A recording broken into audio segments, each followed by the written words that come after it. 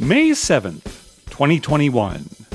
From El Cajon, California, this is episode 232 of You Can Bet On That. Hi, everybody. Welcome to You Can Bet On That, a podcast for the recreational gambler. My name is Mark Duvall, and sitting across from me is Dr. Mike. Hello. Mike, I want to thank you for treating my dad and me to the Padres baseball game last night. You're welcome. Yeah, it was a good game. Good game. You had great tickets. Oh, my gosh. We were literally the front row, right there by third base, kind of by the third base umpire. I think we were on TV about 8 or 9 times. Yeah, that was I counted. My kids went through and screenshot, all the times we were on TV. That's right, in various states of putting something in our mouth. Most of the time eating. Yeah. Well, yeah, good game. Padres looked fine. Pittsburgh looked pretty bad, actually. Yeah, they had 4 errors. Yeah, right? It was pretty bad. But yeah, enjoyable game. And boy, my dad sure appreciated it. He hasn't been to a game for a long time, and he's a huge baseball fan. Right. He's a Padre fan going back, to Lane Field. Yeah, back when they were a minor league team, They were in Lane Field, minor league AAA baseball. Yeah. So it was perfect. I mean, the Padres win. Mm-hmm. The weather was great. Yeah, we thought we might be cold, and we were not. I was never even used a jacket. Yeah. So it was like a day game, but at night. Yeah, just everything was perfect. We didn't have any. We even got waited on. Yeah, they have when you're sit close like that. Yeah. Somebody comes by and brings your food to you. That's really nice. If somebody could go to the bathroom for me, that would be the perfect game. I'll tell you, Mike, if I could have that in life, forget about the baseball game. Just have somebody go to the bathroom for me. Think of all the hours that would save. Oh, we'd stay at the casino an extra hour every week. An extra hour. Because we would never have to go to the bathroom. Can you go for me? Sure. It's part of your comp. I just hate to tip. I just hate to tip for going to the bathroom for me. That's the only thing. If I didn't have to tip. Well, no, you need to tip because that way you're sure it comes out well. Yeah, that's right. You want it to come out. You want a good outcome, so you tip. I understand why the whole system's in place. Yeah. Well, again, thank you, and that's why we are a day late here for the podcast because we actually went to the game when we normally record. So that's why we're late. But again, thank you, Mike. I'm laughing because. Maybe just have the dog bot go to the bathroom for you. The dog bot? Dog bot. That's right. Your sister text messaged me, dog bot. She really got a kick out of the dog bot. Yeah. So the dog... I like that I'm sitting there, I get a beep, I look, dog bot. The dog bot supposedly helps you at the casino. Right. Nobody can figure out why. The dog bot also supposedly can go to the bathroom for you. Right. Nobody's exactly sure how that works. Right. And nobody, male or female dog bot, it doesn't matter. It doesn't matter. It's just a dog bot. And they're selling like hotcakes. Someday they're actually going to have a dog bot, and we're getting nothing for it. Nothing. It's our idea. Oh, the idea of a robotic dog, which I think they do already have, okay?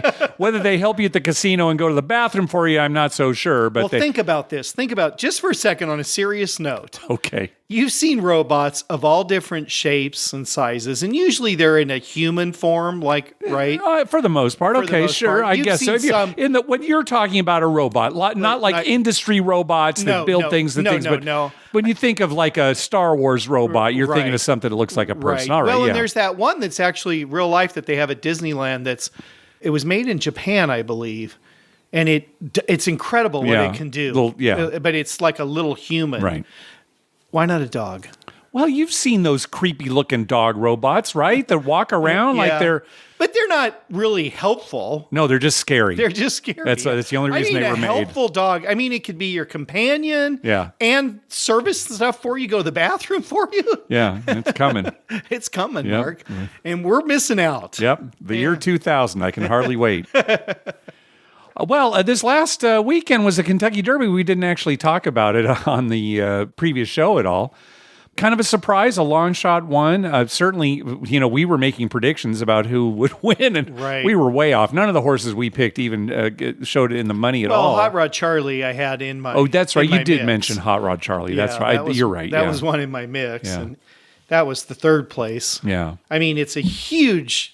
The place horse was a long shot, right? To also, right, almost paid as much to place as the winner, Medina Spirit, paid to win. That's how, yeah. And so, of course, anytime you have situations like that, you're going to have great exacta and trifecta and superfecta payoffs. Right. And in fact, the $1 superfecta, 87914, paid almost $10,000. So yeah, isn't that crazy? Yeah.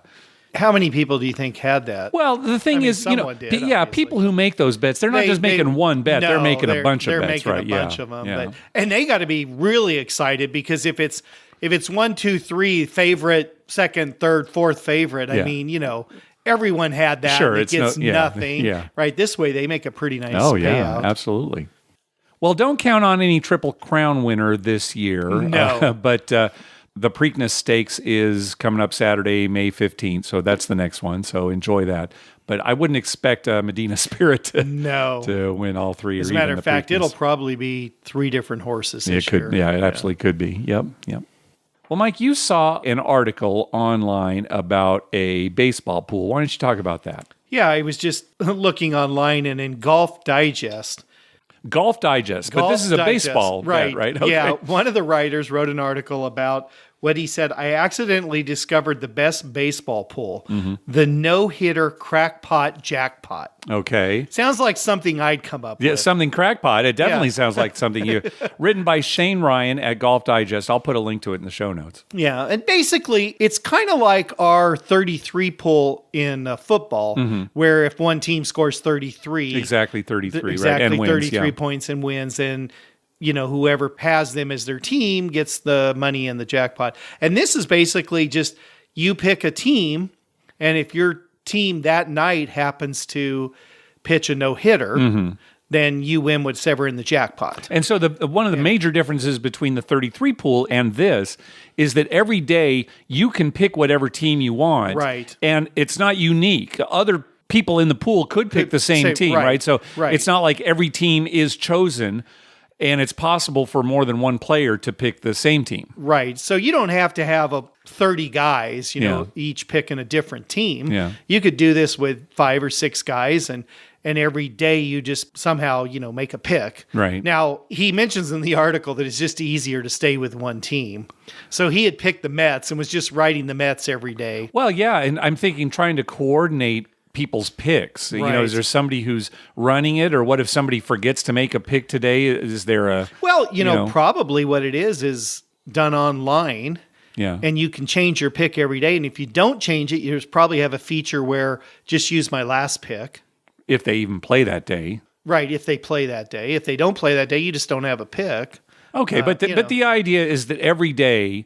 the players, pick a different team. And the players contribute to this pool, not a big amount because we're talking about a 162 game baseball season, right? So, in his example, they put in a quarter every day, like as in 25 cents. 25 cents, yeah. And there was a cap. It capped out at what, $25, something like that. Okay, right. So it capped out at a certain amount. All right, before the full season was over, as long as nobody hit through a no hitter. Yeah. Right. And so when somebody did get a no hitter, that person or people, however many people picked that team, got to share that pool, and then it started over. Gosh, you could go a long time, though, with nobody winning the pool. I mean, it happens, there have been 2 no-hitters. Well, in April, there were 2 no-hitters this season, and that's unusual. That might be it for the year, sure, right? Of course, I mean, we kind of looked back in history, just real quick. We didn't do we didn't research it. We didn't research it real good, but it seemed like it was an average of 2 to 3 no-hitters a year. Yeah, and you could easily go a whole season with nobody throwing one, sure. Right, yeah. So, I mean, it's one of those things where the pot could get pretty big,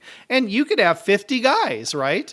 Yeah. Every 50 guys putting in a quarter every day. I mean, that would be pretty good. But again, just trying to coordinate it. That's the thing about pools is that it's hard enough to get a football pool going, reminding people, hey, get your picks in before Thursday night. Right. But every day, you'd have to have some kind of something in place to accommodate people who forget or... Well, and I was thinking about this. It couldn't be one of those situations where like, oh, you didn't make a pick today, no big deal. Well, somebody could just wait and let the pot get bigger and then make a pick, right? And they hadn't put much money in.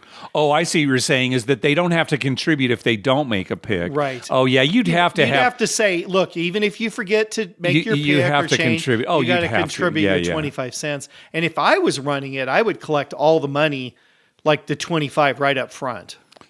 So like from every day, you everybody. mean? Oh, No, you mean just right at the front. The maximum amount is what give you're me the saying. maximum amount. Oh, okay, so you if we could don't- keep track. if we don't reach that maximum amount, which you would reach right in a season, then we're gonna. But I'd have all the money, and then I'd keep track of 25 cents each day somebody put in. So if somebody won, they wouldn't get all of it, and it'd be over. But you get all the money up front. That'd be the way to go. Yeah, that's not bad.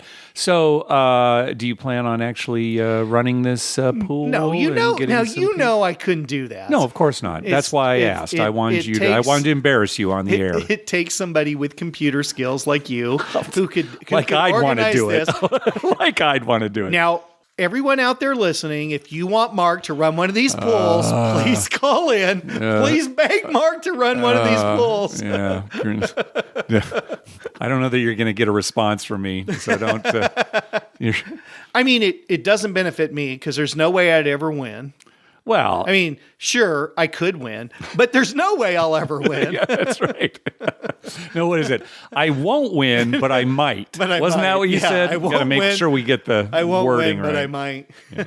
But like I said, I'll put a link to the article. So people read wanna the take a article. look It's and really, see. it's kind of funny the way he's got kind of a funny writer. He's got the way he wrote it. It's very funny, and but it seems like a good pull, and it might be interesting. Well, one funny thing that he was talking about, especially if you're playing with friends, right? If somebody's on the verge of throwing a no-hitter, right? All the people that didn't pick that team are doing whatever they can to jinx it, right? Right. Good Talking luck about it on the no-hitter. Sure hope he about it. Sure hope he doesn't hit anybody or walk a guy. That'd be a shame, But there was a caveat in there in that poll that if it was a perfect game, that's actually kind of what I was getting at, right? If it's a perfect game, you get a little more, yeah. And if it was just a no-hitter, you got a certain percent of the pool or something. Yeah. I like that he starts off by saying, I'm kind of the person who spends too much time, actually an embarrassing amount of time, if I ever tallied the total hours, inventing and participating in sports pools. I think he's not alone in this world. I don't think he's alone. Yep. He said normal gambling is fine.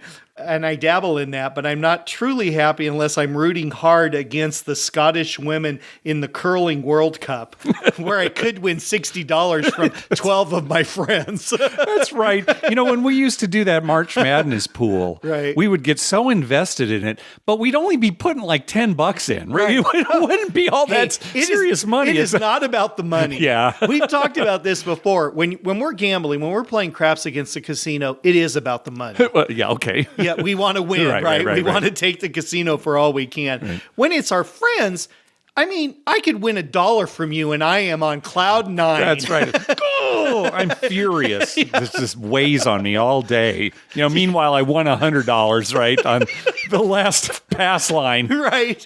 Do you remember years ago, you decided you were going to be our bookie for me and Paul? Yeah, that's right. And we were making bets with you every day. Yeah. And Paul and I got the biggest kick out of, when you'd have a bad day. It didn't go too well for me most of the time. Yeah, right. they were beating me up pretty bad. And again, we're talking like $10. Yeah, right? It wasn't like serious money, right? You're losing $10 and winning, $2,000 at the casino, but you lose $10, and we're just we got him. Our best friend. We're happy to get your $10. I gave that up. You were not a good odds maker, odds setter. Yeah, I was just using the line. You guys were too sharp for me. You knew how to pick the winners.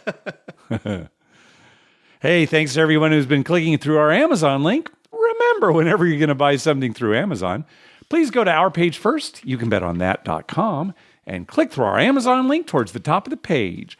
All right, let's move on to some voicemails. First up is Logan. Hello. This is Logan. This is a Vegas trip report. I went to South Point. I had about 55 rows, made a few thousand. I also played the all tall, all small. I only hit the small. I wasn't able to hit the 12 for the tall and make them all. I also played at the Venetian. Last time at the Venetian, they had a repeater bet table. There's no repeater bet or any fire bet or all tall, small at the Venetian anymore. However, the Orleans has repeater and replay bet. Played also at the Wynn. Had a few good rolls there. Went to Mohegan Sun, which was the old Hard Rock Cafe. That casino was empty. Didn't seem like it had a lot of staff to greet what customers were there. And Palace Station also was kind of empty when I visited. However, the best casino I've been this past trip was Green Valley Ranch. I was at the table, I should say, and I seen a guy up maybe $3,000 playing the dome. So I decided to go to the buffet and eat, or the restaurant. When I came back, the guy was sitting at the table and he's pretty much lost all of his money. His $3,000 was not even like a few hundred. So he should have left when he was up. Other than that, it was a pretty good trip. Yeah, we're going to have to get to Green Valley Ranch eventually. People we've talk heard good things about it. Once we're in Vegas and we're in a mode where we want to, hit some of the outer casinos. One of the problems is when we do go to Vegas now, they're quicker trips. Yeah, that is true, right? Years ago, we'd have some longer where we'd be there a while and we'd drive around. And we weren't in a big hurry to, gamble. Well, and plus with the podcast now, it seems like we've got a lot more things scheduled. Right. Or, meetups, that kind of thing, right? So, like we're going to meet somebody somewhere. Yeah. So it's true. We'll get there eventually. Yeah, Hard Rock, or what used to be Hard Rock, now the Virgin Hotel, we've been hearing similar things, that it's really dead. Even on 500 recently, they were talking about how, there's hardly anybody there. So, and that's owned by Mohegan Sun? Yeah, so Mohegan Sun's running it. Yeah, it's a Virgin Hotel. Used to be where the Hard Rock is, off strip there. Right.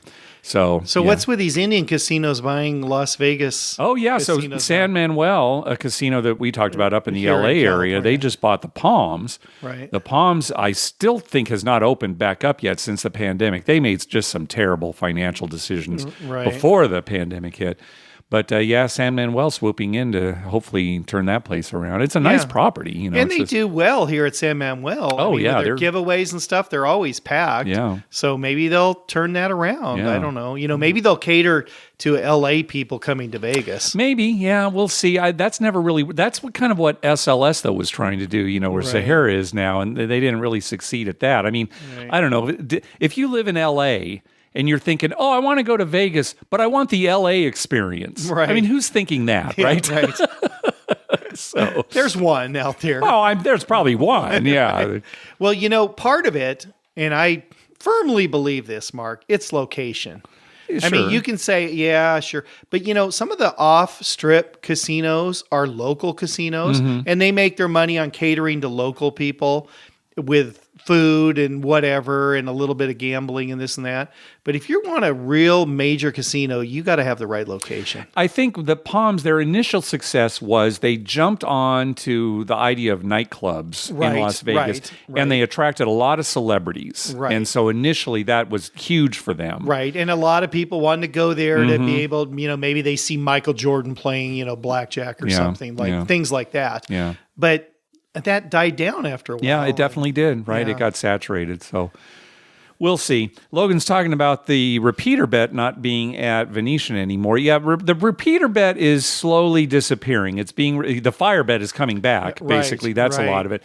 And the all small tall, that might be the most popular one. It seems like people really love playing that one. It certainly hits more than the fire bet. Well, and that repeater is way too much work for the dealers. A lot of work for the dealers, even though they do have an envy. Yeah. They do have interest in it. They actually get paid when a player gets paid. Right. It is a lot of work. It's a lot of work, and I think it's hard for players, too, to kind of follow that. It's certainly not as easy to explain as the all small tall. That's probably the easy, fire bet is even hard to explain to a novice, right? It's like, you have to establish and make 6 unique points, all of them. And what are these points? Yeah, right. That's what, that's and what's answer. the pass line? Yeah. Right. So.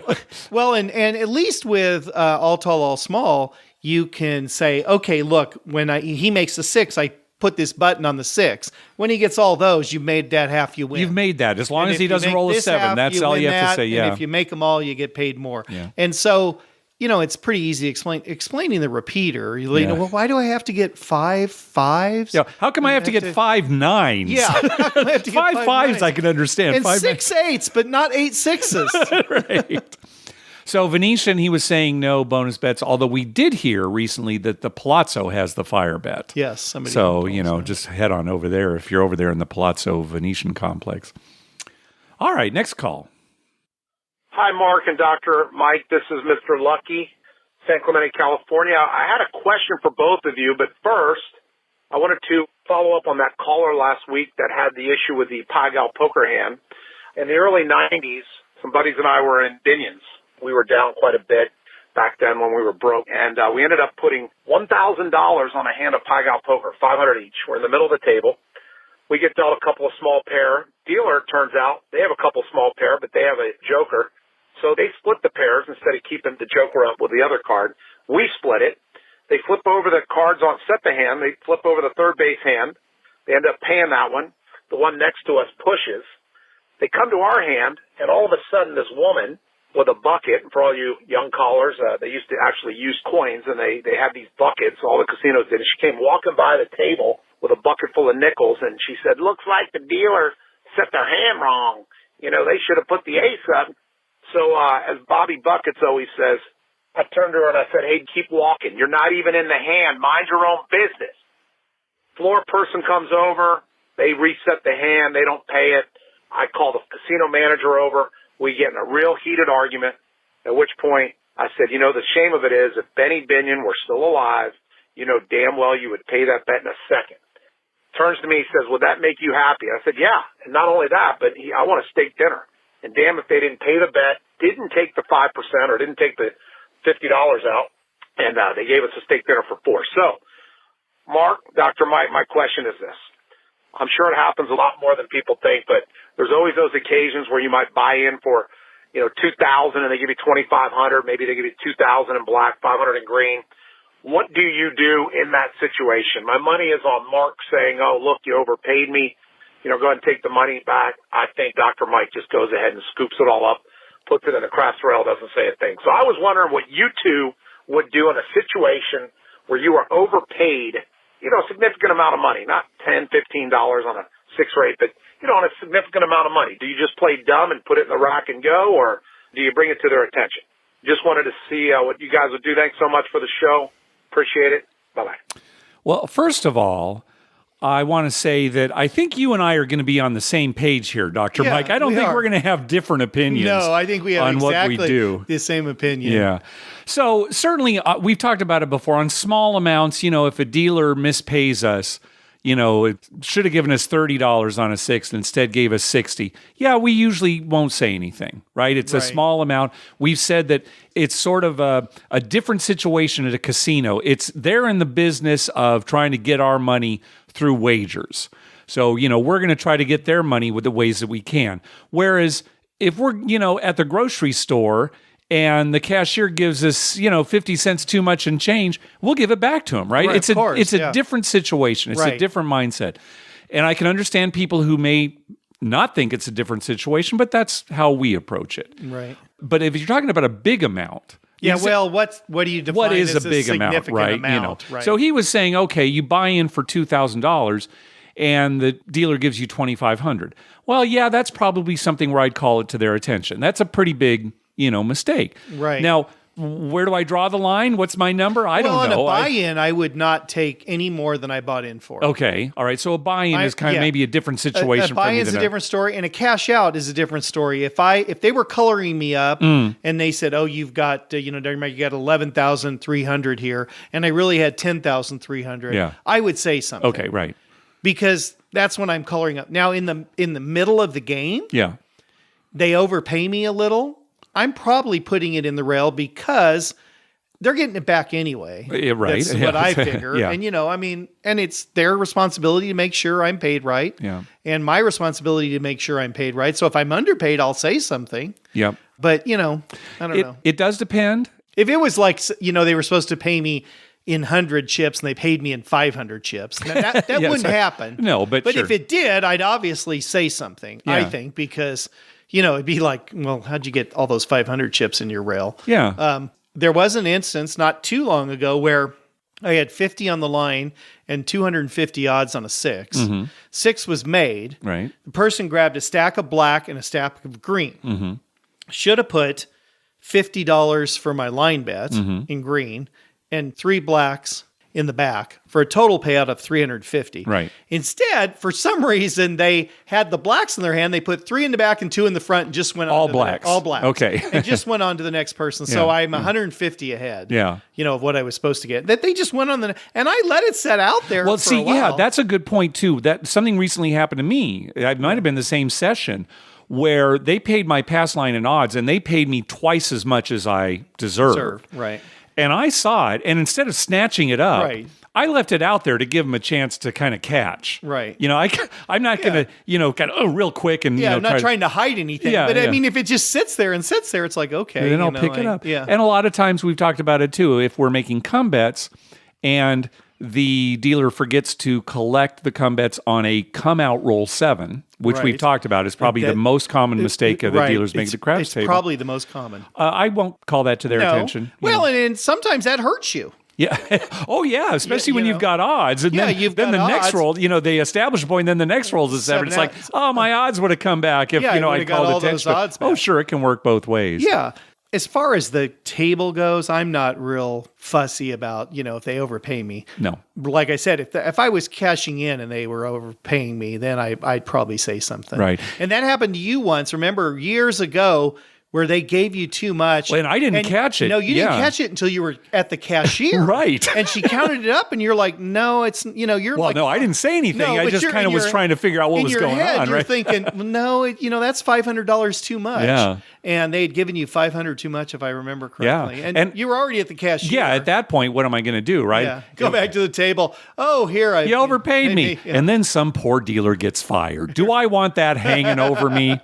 Well, and one thing too is we tip a fair amount. Yeah. And we play enough that they're getting it back anyway. Yeah. Right. I mean, for me, really, at the end of the night. No, there's no you know, there's no question, Mike. So, there's no question. So I don't, I think it all works out in the wash, kind of in my head. Now, you could say I'm justifying it in my head, and I, would probably agree with you to a certain extent. But we've talked about it. People can have their own opinion. Our opinion is there's something different when you're in a gambling situation against the casino. Yeah. You're making bets, and there's a dealer there who's trained Right. to do things correctly. Right. Right. In fact, we were talking, last night at the game, we ran into listeners Troy and Flora. And again, Troy, thank you for the beer. Actually, I got a canned cocktail. So, Yes, but thank they were you. at the game. And Flora was even saying, what do you think of a situation where, say, a Pai Gow poker dealer missets their hand Right. in your favor? Right. Do you call attention to that? Absolutely not. No. No. First of all, you don't want to piss off other people at the table who may benefit from it. Right. But it's their job to catch that correctly. Right. And there is a house way to set the hand. Right. Right. And so, that's up to them. That's Right. something we don't call attention to. Now, I would never want to do anything that would get a dealer in trouble or fired. I mean, Sure. if I knew with 100% that guy was going to get fired if he had overpaid me, I would give him his money back in a heartbeat. Oh, of It's course, just not yeah, sure, worth it. sure, right? sure. But chances are they're not getting fired. No. Or even getting in trouble. Mistakes happen all the time. Oh, yeah. A lot of it is they're just trying to keep going. They're trying to keep the game going, Yes, right? right. So, I don't know. You have a theory about people. So, I do, yeah. So that explains most of it right there. I do, yeah. So I don't know if that really answers your question, Mr. Lucky, because, there probably is a threshold, a number. And I Yeah. have no idea what that number is, where in some kind of transaction, where would I call attention to it and where wouldn't I? I don't know. Yeah. So- I mean, it's like I said, if they paid me in 500 chips and they were supposed to be $25 chips, I think I'd probably say something. Probably, yeah. Because exactly, I'd feel sure. terrible. If I'm getting 40 extra bucks, I'm not worried about that Right. because I'm giving it back to them anyway. Yeah, So, yeah. All right, next call from Uncle G. Hey guys, this is Uncle G calling in from Massachusetts. The trip report. Last week, Professor T, Johnny Yo, and myself returned to Las Vegas after a 2 or 3 year hiatus, and we had a great trip. And one of the things I want to focus on this phone call is let's celebrate little wins or small wins. At least we sure celebrated small wins. So I'll give you an example. It's the end of day 2, and we were walking around talking about how great our trip was, and I said, are all 3 of us up for this trip? And everybody said, yeah. And we said, what are the chances after 2 full days of gambling that all 3 of us were up? Now, we weren't up Dr. Mike kind of money. We were up a few $100 each. And it adds so much energy to the day to have these small wins constantly. We loved it. I'll give you an example. Day 3, I get up super early because I'm on East Coast time and I'm loving that Vegas sunrise. We were staying at MGM Grand, which sucked. But I walked over to Park MGM, had a nice breakfast at Eataly around 8 in the morning. Then went to New York, walked down a little farther, crossed over, went to Bally's, the Cromwell, Flamingo, that whole strip. I said, let me check out Paris. Walked over to Paris, and I said, why not go to Ellis Island? So I went over to Ellis Island. Then I walked back. And anyway, I made about a dozen stops that day. And when I got back, the guy said, are you still winning? And I said, I didn't lose $1 at one stop today. Now, I had some stops where I only made $10. I had stops where I made $100. But most of the wins were really small, but they were wins. So I won something like 11 out of 11 stops. I paid for my breakfast. I paid for my lunch. I paid for endless drink tips. I tipped the guy singing on the overpass. And at the end of the day, I still had $250 or so more than I started the day with. So I know there's some people over there that maybe don't get off on a small win. I love them. And you're battling back. I said, if I get back to even, I'm going to walk. So I get back to even, go up $10, color up or cash in and just walk. So great trip fueled by loads of small wins. A couple of noteworthy stops. Went to Evil Pie for the first time. Absolutely loved it. And also loved our trip to Ellis Island, especially having lunch over in the front yard. So anyway, let's celebrate the small wins, guys. And the small wins keep the pockets full for the casino road trip that's coming up in a few weeks. That includes Paris, Cherokee. Stay tuned. Uncle G's out. All right. Thanks, Uncle G. Thanks. Yeah. What great advice. Celebrate the small win. It's so true. I remember a few years back, we were playing at Flamingo. And you know how we talked about how we never intend to go play at Flamingo, but if we're walking by it, we'll, go in and we'll play. Yeah. And I remember we played for maybe an hour or something like that. And I cashed out and I was up $40. And for whatever reason at the time on that trip, it's like, hey, yeah, I won $40. I've got 40 more bucks in my wallet than before we got here. And I had a great time playing craps, which I love. And for whatever reason, it's stuck with me just that whole time. It's just, $40. $40 is not nothing. Right. So, yeah, it's good advice. Let me throw this out, see what you think about this. All right. Number 1, there are no such thing as small wins. Okay. A win is a win. Well, Whether it's 50 cents or, $5,000, there's no such thing as a small win. There are small losses, and you should celebrate those. Okay. Like, I had a small loss. Okay, well, that's pretty good. You had fun, right? All right. As a gambler, small losses as a gambler, I'm talking as a gambler. Sure. Small losses. Yeah. There's such a thing. There's no such thing as a small win. Because a win is a win. I mean, I think I see what you're getting at. See where I'm getting? I definitely see what you're getting at. Yeah. But I do want to emphasize what Uncle G is saying, and don't feel bad that about you only won. Right. And that's kind of what he's getting at. And is, I only won $40. Yeah, you should never feel bad because a win is a win. Doesn't matter what it is. Yes. I'll take it every day versus that small loss. Yeah. Okay. Sure. For sure. Or the big loss. Or the big loss. The big loss you can feel bad about. I'll give you that one. Yeah. Right. That's the one you feel bad about. Yeah. And the second thing is, if they were all 3 up after 2 days of gambling, how do they decide who sleeps on the cot? Yeah, I don't know. You flip a coin, or whoever's up the least. Right. That was our rule, wasn't it? It was whoever was down the most, or if everybody's up, whoever's up the least. Yeah, sleeps on the cot. Yeah. As punishment. That's right. Wait, isn't that a double whammy? Shouldn't the guy who's up the most sleep on the cot? No. Like, you don't understand. You don't understand economics. You don't understand the American way. No, you need to be penalized for being up the least. You're on the cot, buddy. Do they even have cots anymore? Do they? Well, of course they have cots. What kind of question is that? We just haven't had to use a cot. We haven't gone to Vegas and there have been like 8 guys in one room in a long time. Those days are behind us, thank goodness. Did I ever tell you the cot story about my brother? Your brother? I don't know. Yeah, well, they didn't have any cots. So they brought a blow-up mattress thing. Like an air mattress? Right. Uh-huh. And he had blown it up. But I guess it had some kind of tumor where one spot is bulging out. Right. It's like And my brother sat down. Now, where was this? What was this? This was in Disney World on a family trip. Okay, all right, okay. But he was in town for just a couple days working, and we were there for like a week. But you were adults at this point. Adults, It was, okay, right. all right.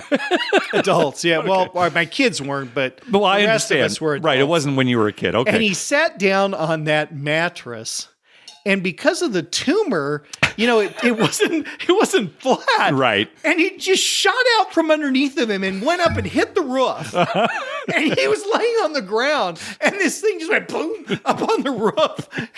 I'll never forget that as long as I live. It's like falling off the cot or being on the cot and waking up, and your friend is like probably about a quarter inch from your face. Saying good morning. Good morning. Hi. That's the first thing. The sun's up. When you open your eyes. It's a new day. Hi. You feel like a hot breath. You open your eyes, and there he is. Hi. Oh. That was a frequent thing that happened. That happened quite a bit, didn't it? I was on the cot a lot. Yeah, you were. Yep. All right, next call. Gentlemen, this is Brandon from Central Coast of California calling on race day 2021. Just finished watching the Kentucky Derby, and lo and behold, the winner, not essential quality, which I had a lot of my bets on, but Medina Spirit takes it. I did have a place and show bet on Mandaloon, so that covered my other bets a little bit, so I didn't lose too bad. But I had a blackjack question for y'all. When we're learning, like when you're, 2 or 3 years old, and everyone says, oh, you got to always assume the dealer's got a 10 down. Always assume the dealer's got a 10 down. But that's not really true. And, I've had this question for a while. Never had anyone to ask it to until now. But if my math's correct, you got a 4 in 13 chance it's a 10 down, which leaves 9 in 13 that it's not a 10. So I was just wondering why everyone teaches blackjack to always assume the dealer's got a 10 face down when really the odds are that they have not a 10. So, all right, love the show. Interested to hear your feedback. Thanks. So you're right, Brandon. You should not assume that the dealer has a 10 down. Number one, because you know what happens when you assume, Mike. Right, you know exactly what happens. You make an ass out of you and Paul. Yeah. But no, it is true. Chances are the dealer doesn't have a 10. There are more non-10 cards than there are 10s.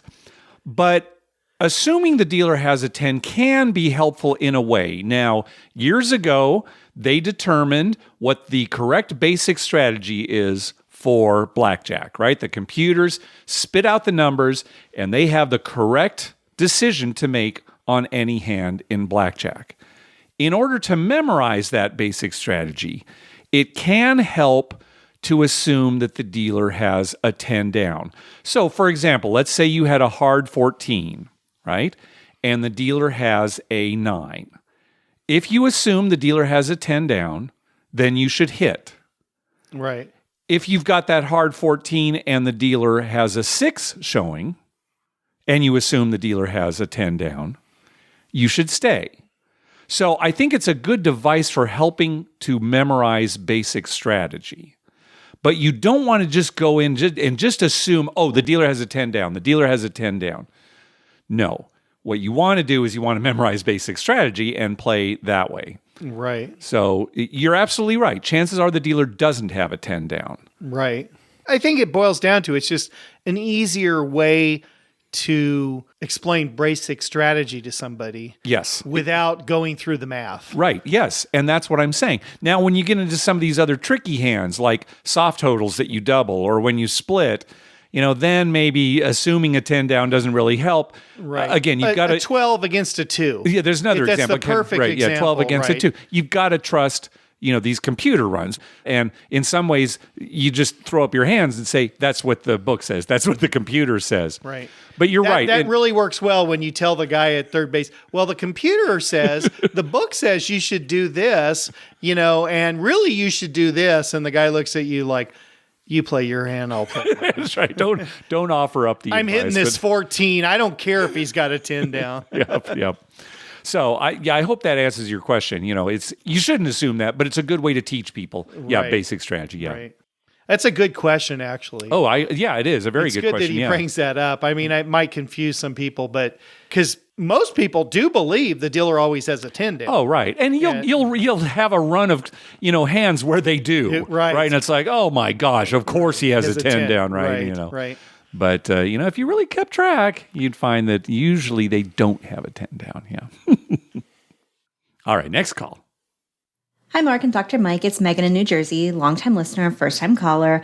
I just wanted to call in and clarify something that a caller said on your previous episode of the podcast about having to sit down at the craps table in Atlantic City. It's not that you have to sit while playing table games right now in Atlantic City. It's that you have to sit while eating or drinking. So because craps, you normally don't have chairs, they have to provide you a chair in order to serve you a beverage. And sometimes the waitresses even enforce, okay, sit down before I will hand you this drink. Or if somebody's standing behind you, they'll make that person go find an empty chair before they'll serve the drink. And just one other Atlantic City update, Harrah's in Atlantic City now has the roll to win craps tables, the ones with the real dice that you roll down in glass table and do the electronic betting. They're pretty fun. Played them one night, didn't really win any money. But one thing that I noticed, and I don't think the casino wanted you to notice, is that you didn't earn any tier points or comp dollars for playing it, which, yes, it was nice that it was a $5 minimum and all the other craps tables were $15 and $25. But even from low rolling, I kind of want credit for my play. So I wasn't sure if you had seen that other places and if it was the norm for roll to win, but thought it was worth watching out for. But anyway, love the podcast, and thank you guys for everything that you do.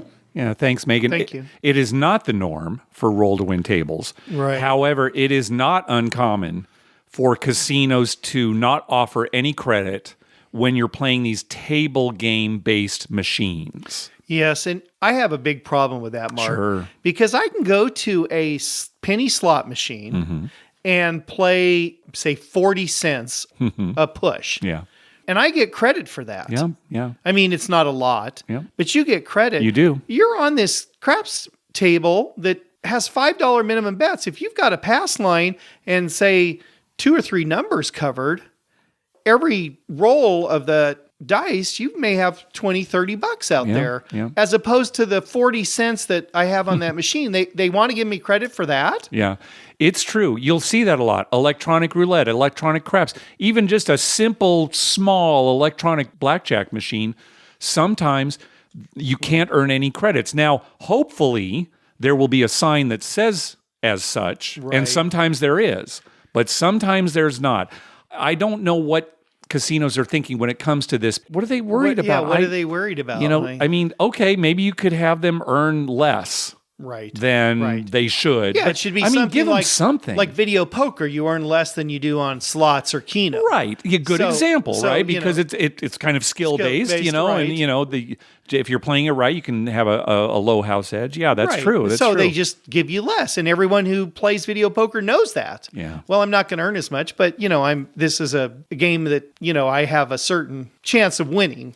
So to speak.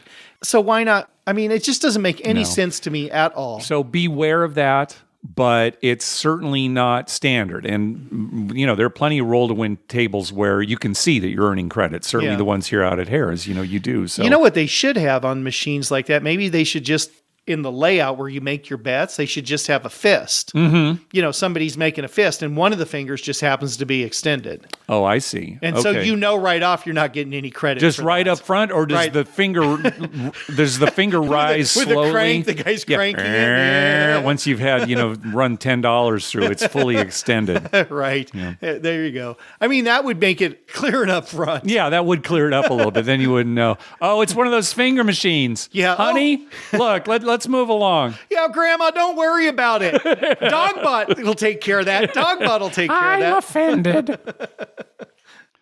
All right, one more call. This one from our buddy Tim. Mark, Dr. Mike, how you doing? Tim Lawson from The Better Life here. Question from something I experienced down in Biloxi. By the way, you two are going to love Biloxi. Can't wait till you guys get a chance to get down there. I hope I can be there when you finally make that trip. I was playing a don't session like I do. It was a day where I was playing by myself, playing a don't session. And when I'm playing a don't session, I have a hard time really getting good dealer tips in, because you don't want to be betting the dealers with you because that's against the shooter. They don't want to be in that situation. It's also weird to put the dealers with the shooter or whatever's going on with my DC bets or against it or whatever, because that puts them in a weird situation. So I try to thread the needle sometimes. Like if there's no action on the 4, I'll give them a hard 4, something like that. But I do make sure that when it comes around to my time to shoot and I go to the pass, that I do a few things to give them action, right? I make a pass line bet for them with me. I might make some hard way bets. And then if there's a bonus bet, and it's usually the all tall small, I like to make that for them. 1 across, 1-1-1. And this situation has never come up for me up until I was in Biloxi. They couldn't put the bet up right away because I said 1-1-1, and I'm not on it, right? I don't bet the all tall small even when I'm shooting, even with the dealer bets, right? 1-1-1 is cheaper than 5-5-5. So I don't make the ATS bet, but I called for it and they hesitated. They're like, we can't go up there if there's no players on it, which I thought was odd at first. I thought maybe they don't want to track it just for the sake of a dealer bet, because it's kind of a weird, because I don't know, I've never heard any other bet in the casino. Maybe it's a bonus bet thing, because I don't make a lot of bonus bets. Maybe it's a bonus bet thing. Just curious if you've seen anything at a craps table, if you've seen anything at other tables where you can't make a dealer tip bet for the dealer if at least one player. Now, they said I didn't need to be on it. Just a player needed to be on it. Fortunately, another player went up, so the dealer bet got to go up there. Yeah, so I didn't have to be on it. Just a player needed to be on that bet before a dealer bet could be up on the all tall small. Have you seen anything like that at the craps table or otherwise? Love the show, fellas. Okay, so yeah, if you've been on an all small tall table and nobody has bet it, you'll notice that the dealers don't keep track. I mean, what's the point, right? Why do it? As soon as somebody makes the bet, then they'll start keeping track. The reason is that if there's nobody on the all tall, all small, and I walk up to the table and it's in the middle of the roll, yes, and nobody else has bet on it, and I say, hey, I want to bet the all tall, all small, they will take it right then. Yes. And I can bet it. Right. So if the dealer put their tip up there when nobody's on it, yep, and I walk up to the table, they've already had to keep track, and I can't do that. Right. So that's the reason. That's absolutely good. I'm glad you mentioned that. Yeah, that's absolutely the reason. If somebody else came in the middle. This has already happened to me, and I've had it explained to me. Oh, okay, yeah. That makes perfect sense. You come up, you want to make the bet, but oh no, sorry, sir. We've got to wait till the dealer's bet has been resolved.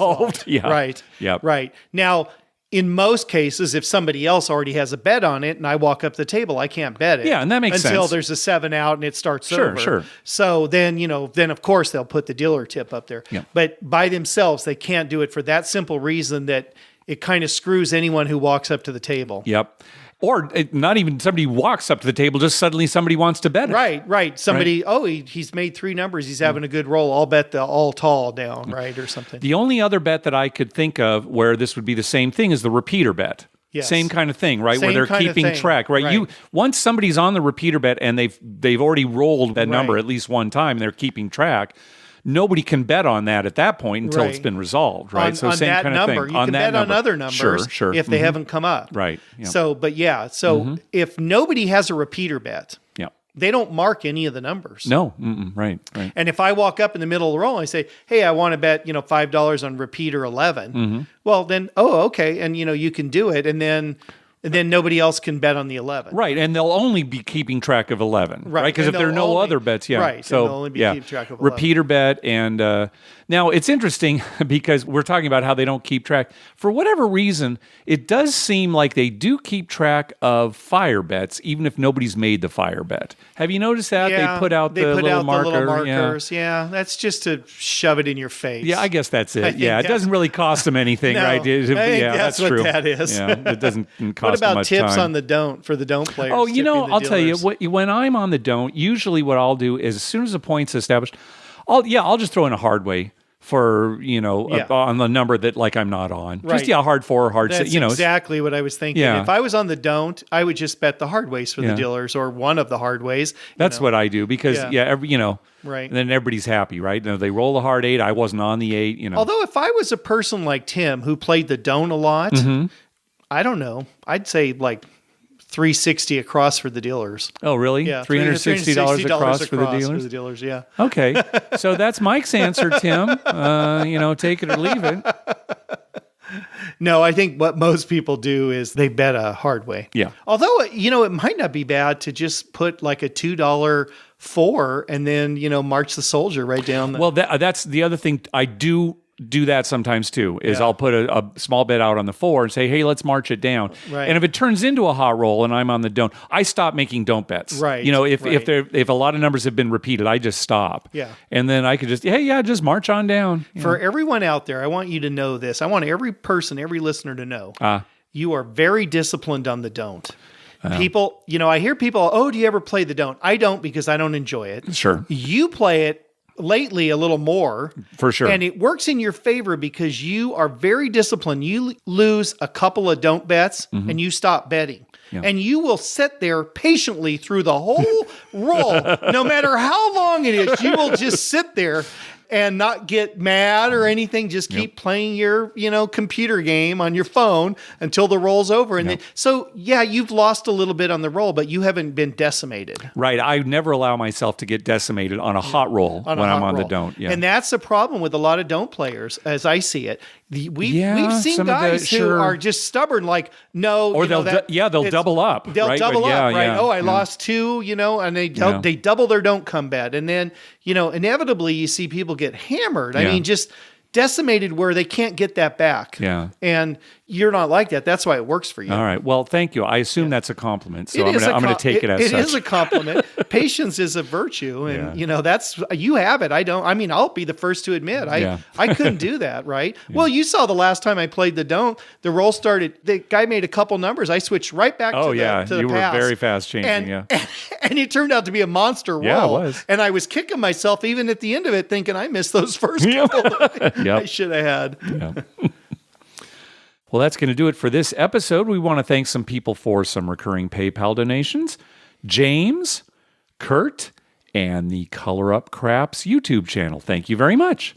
Hey, be sure to check out our TV listings showing all the gambling-related shows coming up within the next 2 weeks at youcanbetonthat.com/TV-listings and our list of gambling-related movies at youcanbetonthat.com/movies.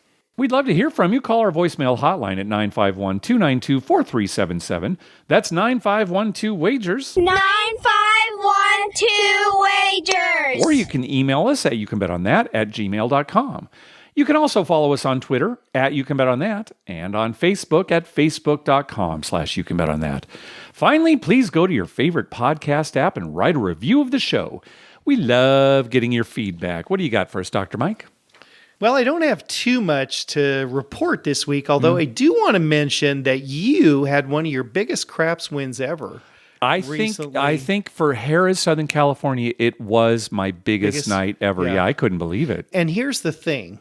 We both were winning early. Yes. Quite a bit. Yes. And we were both up about the same amount. That's what's interesting. Is funny. Betting so much differently. So different much amounts. differently and different amounts. But at one point, we were like within dollars of each other. And we were up quite a bit. And then you did, as you have been doing lately, started betting the don't when the dice are rolling from the other side of the table. Correct, yes. And it did nothing but help you. Yeah, it's true. It killed me. Yeah. And you consistently won. So by the end of the night, I end up, losing a little, and you still are up the same amount. Yeah, I hovered. From that point, you're right. You hovered the whole going rest to of the night. don't on the other side, I ended up hovering the rest of the night. You would win on the don't, and then you would lose a little on our side. Meanwhile, I'm losing on both sides. Right. And I'm slowly going back to even, and you end up basically where you were after we had been an hour, 5 hours later. You're still at that point. Yeah.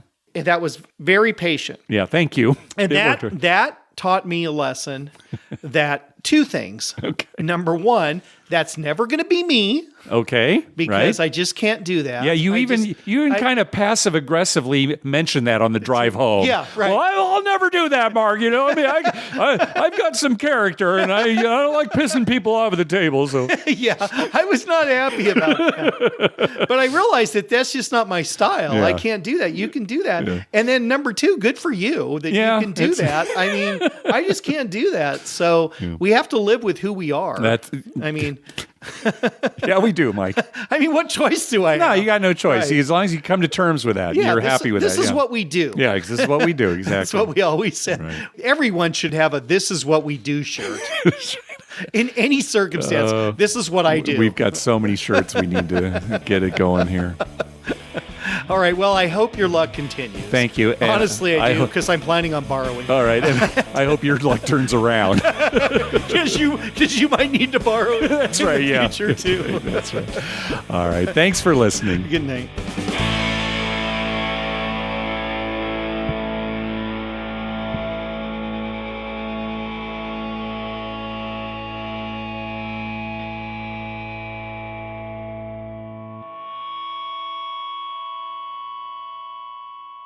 El Cajon? That's the anus of San Diego.